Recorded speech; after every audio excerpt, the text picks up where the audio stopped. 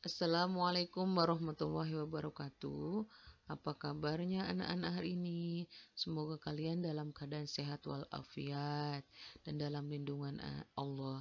Anak-anak, hari ini kita ketemu lagi dalam pembelajaran tematik tema 3, subtema 2, pembelajaran 5 dan 6.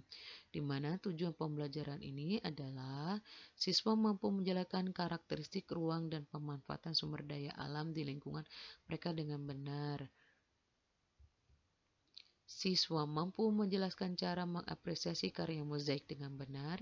Siswa dapat membuat laporan hasil wawancara.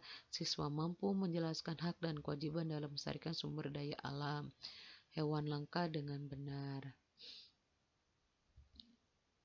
Anak-anak, apakah setiap makhluk hidup mempunyai tempat tinggal yang sama? Tentu berbeda ya. Coba kita lihat gambar berikut ini. Ini ada ayam. Ayam tempat tinggalnya di darat, betul. Bebek di darat. Kelinci di darat. Ikan di laut.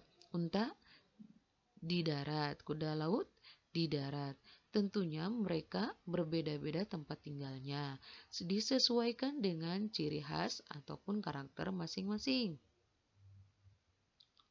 Tentunya ayam tidak sama hidupnya dengan ikan. Nah, kita lihat. Setiap hewan yang berbeda memiliki tempat hidup yang berbeda pula. Tempat hidup hewan disebut habitat. Menurut habitat, hewan dikelompokkan menjadi 3, yaitu di darat, di air, dan keduanya. Setiap jenis hewan mempunyai tempat hidup dengan karakteristik masing-masing. Tempat hidup tergantung pada ciri khusus yang dimiliki hewan tersebut. Hewan juga mempunyai manfaat bagi manusia. Kita lihat ayam. Ayam mempunyai ciri khusus, mempunyai paruh panjang yang berguna untuk mencari makanan, mempunyai tembolok yang berguna untuk menyimpan makanan sebelum ditelan, mempunyai talu atau jalu di belakang kaki yang berguna untuk melindungi diri. Manfaat ayam dapat diambil telur dan dagingnya. Ayam dibudidayakan oleh peternak. Peternakan ayam biasanya ada di dataran rendah. Kemudian bebek. Bebek ini adalah termasuk hidup yang di darat, tetapi dia juga bisa berenang di perairan.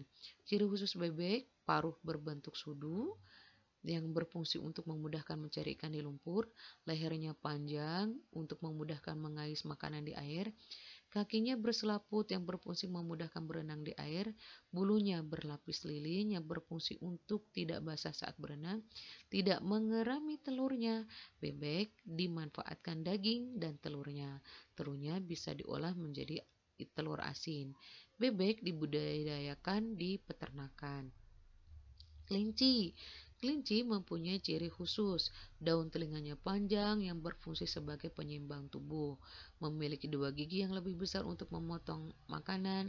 Memiliki 1 usus untuk mencerna makanan. Dalam 1 tahun, kelinci bisa melahirkan 5 kali. Masa perkawinannya setelah dia beranak atau menyusui 1 minggu. Kelinci hidup di darat.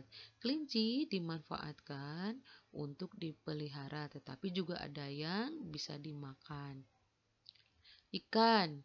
Ikan mempunyai ciri khusus, memiliki sirip untuk bergerak di air, mempunyai insang untuk bernapas, mulutnya berfungsi memakan mangsa, mempunyai sisik. Ada 3 jenis hewan, yaitu ikan air tawar, ikan air payau, dan ikan air laut. Ikan dimanfaatkan sebagai makanan, tetapi juga ada yang dipelihara. Biasanya ikan yang dipelihara itu di akuarium atau kolam ikan. Unta. Unta memiliki ciri khusus, memiliki punuk yang bisa menyimpan makanan, memiliki bulu mata yang tebal, berfungsi untuk menghindari debu di padang pasir, memiliki bulu panjang yang berfungsi menjaga suhu tubuh, memiliki kaki dan telapak kaki yang tebal, berfungsi untuk menahan kaki agar tidak terprosok. Manfaat unta itu bagi manusia untuk membawa barang yang lebih berat dari tubuhnya serta dijadikan kendaraan di gurun. Kuda laut. Kuda laut memiliki ciri khusus. Bentuk mulutnya seperti moncong yang fungsinya untuk mencari ikan, bisa melihat 360 derajat, ukuran tubuhnya sangat kecil, bergerak dan berenang secara vertikal, setia pada pasangannya. Kuda laut jantan bisa hamil dan melahirkan anak. Kuda laut merupakan hewan cerdas. Makanannya adalah zooplankton dan udang kecil. Manfaat kuda laut ini menurut beberapa ahli dapat menyembuhkan beberapa penyakit. Tetapi untuk lingkungan laut, kuda laut sebagai pelengkap dan penghias laut.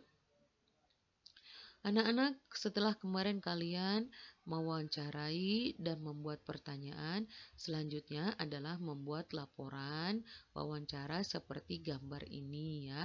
Bisa kalian lihat nanti di buku paketnya ada. Nah, tadi setelah kalian melihat hewan, hewan juga bisa dijadikan inspirasi untuk membuat karya mozaik. Ini ada karya mozaik berupa kura-kura dari butiran kacang hijau. Kalian apresiasikan ya hasil karya mozaik ini di buku tulis kalian. Nah, salah satu untuk menjaga keseimbangan alam yaitu dengan melestarikan hewan langka. Lalu, bagaimana cara melestarikan hewan langka? 1. Mengadakan penangkaran hewan langka untuk lembaga yang berwenang. 2. Membuat suaka marga satwa atau taman nasional bagi hewan yang langka. 3. Membiarkan hewan itu berkembang biak. 4. Tidak memburu hewan tersebut. 5. Merawatnya dengan baik. Anak-anak, demikian pembelajaran untuk materi ini. Semoga bisa bermanfaat dan dimudahkan kalian untuk memahaminya. Ibu ucapkan terima kasih. Dan wassalamualaikum warahmatullahi wabarakatuh.